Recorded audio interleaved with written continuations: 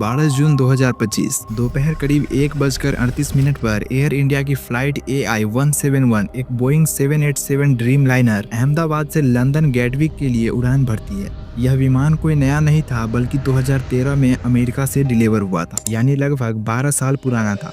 हर दिन की तरह उस दिन भी सब कुछ सामान्य था, लेकिन टेक ऑफ के 33 सेकंड बाद अचानक प्लेन का संतुलन बिगड़ गया। प्लेन एयरपोर्ट से 1.5 किलोमीटर की दूरी पर जाकर पीजे मेडिकल कॉलेज के हॉस्टल ब्लॉक से टकरा जाता है और टकराते ही एक जोरदार विस्फोट होती है। विस्फोट इतनी तेज थी कि आसपास की इमारतों में ऐसा लगा जैसे कोई बड़ा सा भूकंप का झटका हो। प्लेन में कुल 230 यात्री और 12 क्रू मेंबर शामिल थे, जिनमें 241 लोगों की मौके पर ही मौत हो गई और एक जीवित बचे। के बाद विमान के हिस्से बिखर चुके थे और अब तक 270 से ज्यादा मौतों की पुष्टि हो चुकी है, जिनमें कुछ लोग जमीन पर मौजूद हॉस्टल स्टाफ और छात्र भी थे। लेकिन इन पूरे तबाही के बीच एक नाम सामने आता है, विश्वास कुमार रमेश। जब प्लेन नीचे गिर रहा था तो कुछ सेकंड पहले फ्यूलाइज यानी विमान का ढांचा टूटता है और वो सीट समेत बाहर की ओर फेंक दिए जाते हैं। गिरने के बाद वो कई मिनट तक बेहोश रहते हैं और जब होश आती है तो वो खुद मलबे से उठते हैं और पैदल चलकर मदद मांगते हैं। यह किसी चमत्कार से कम नहीं था, लेकिन अब सवाल उठता है कि ये हादसा हुआ क्यों।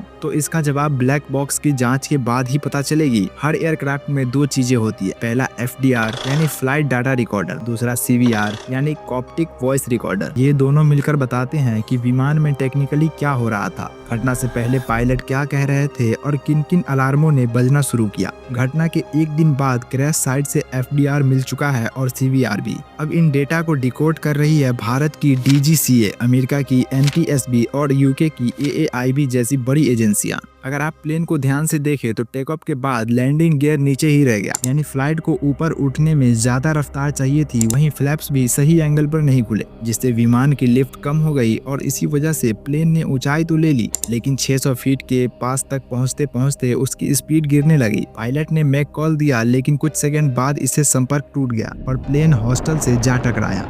आप इमेजिन करिए, एक हादसा, 270 से ज्यादा मौतें और सिर्फ एक जिंदा बचा हुआ इंसान। अब इन सब के बाद इंटेलिजेंस इन ब्लैक बॉक्स से ये जानने की कोशिश कर रहे हैं कि गलती किसकी थी, मशीन की, पायलट की या फिर मेंटेनेंस सिस्टम की कमी। लेकिन एक बात तो तय है, हवाई सफर का हर सेकंड टेक्नोलॉजी और मानव समझदारी पे निर्भर करता है। अगर आप चाहते हैं कि ब्लैक बॉक्स की रिपोर्ट आने के बाद इसकी डीप एनालिसिस करें तो नीचे कमेंट में ब्लैक बॉक्स एनालिसिस जरूर लिखें।